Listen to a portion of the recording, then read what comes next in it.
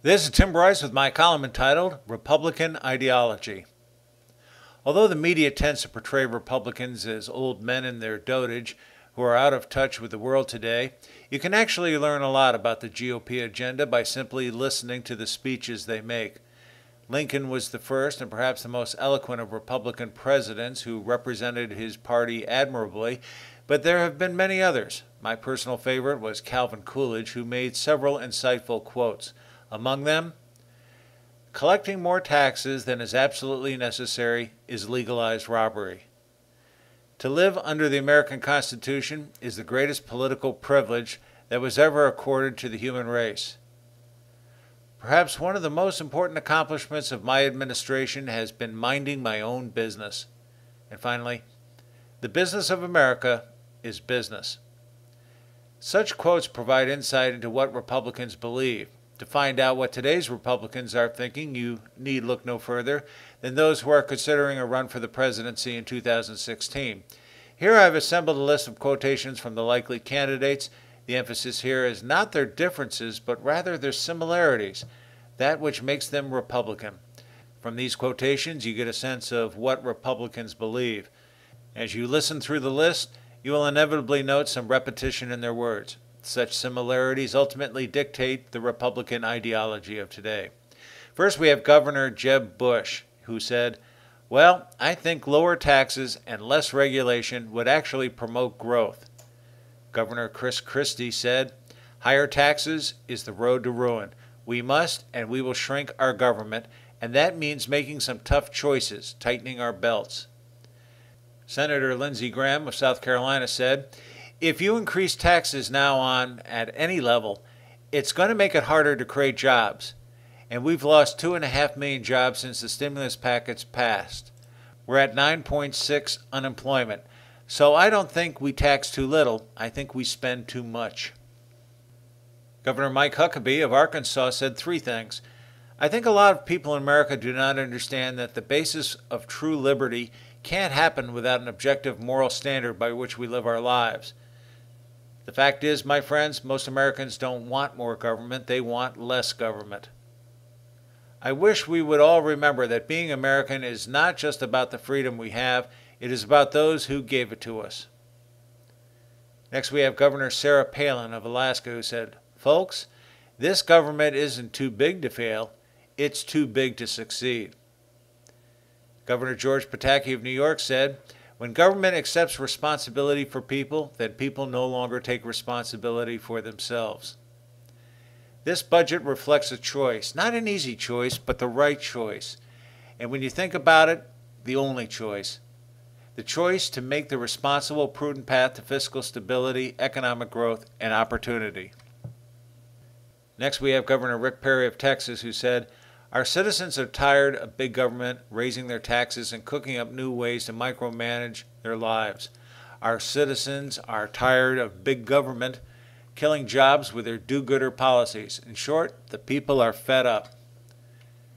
As Americans, we don't see the role of government as guaranteeing outcomes, but allowing free men and women to flourish based on their own vision, their hard work, and their personal responsibility. Americans want government that is leaner, more efficient, and less intrusive into their personal lives. Next we have Governor Scott Walker of Wisconsin, who said, "What has made America amazing has been the fact that throughout our history, throughout the more than 200 years of our history, there have been men and women of courage who stood up and decided it was more important to look out for the future of their children and their grandchildren than their own political futures. People create jobs, not the government. I believe that smaller government is better government, but I also believe that in the areas where government does play a legitimate role, we should demand that it is done better." One of those promises was to limit the size of government and to have the government serve the people, and not the other way around. Next we have Senator Ted Cruz of Texas, who said, "The American free market system is the greatest engine for prosperity and opportunity that the world has ever seen. Freedom works."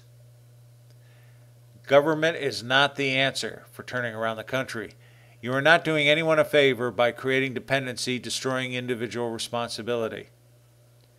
We are seeing a great awakening, a national movement of we the people, brought together but what unites us, a shared love of liberty, and an understanding of the unlimited potential of free men and women.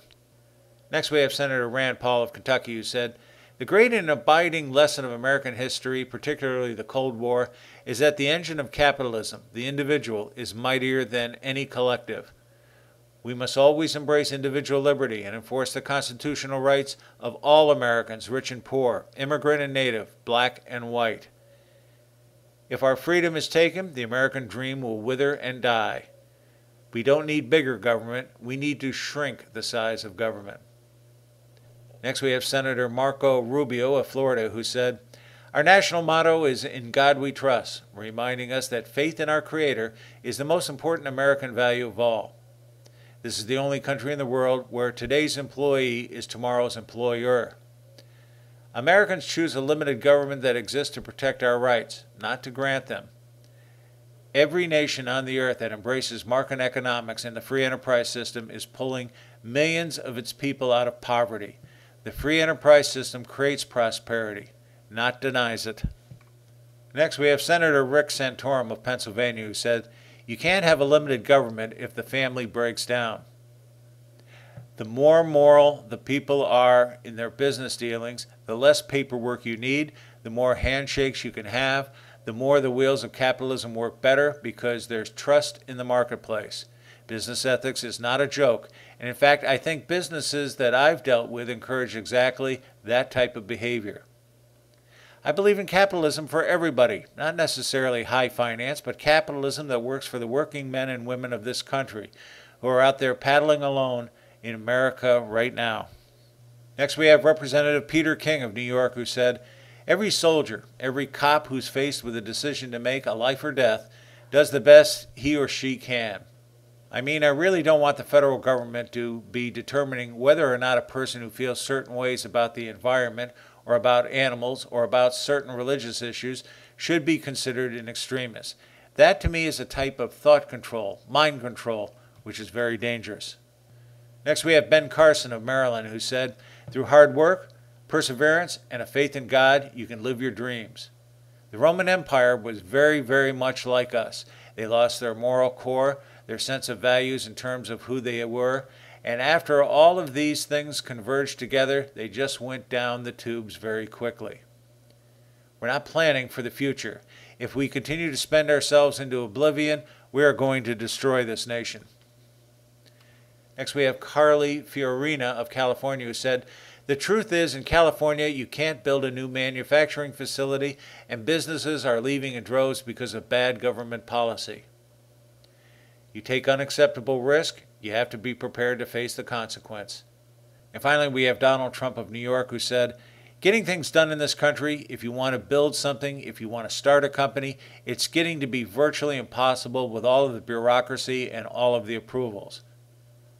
I have made the tough decisions, always with an eye toward the bottom line. Perhaps it's time America was run like a business." What do these candidates tell us about the Republican ideology? They believe in deity, moral values, and the family unit, in a smaller, less intrusive government, in the value of the free enterprise system, capitalism, in a person assuming responsibility for their actions and not becoming enslaved as wards of the state, in providing a person with the freedom to pursue their dreams, take risks, and encourage innovation, in emboldening business through less regulation, and in the United States Constitution.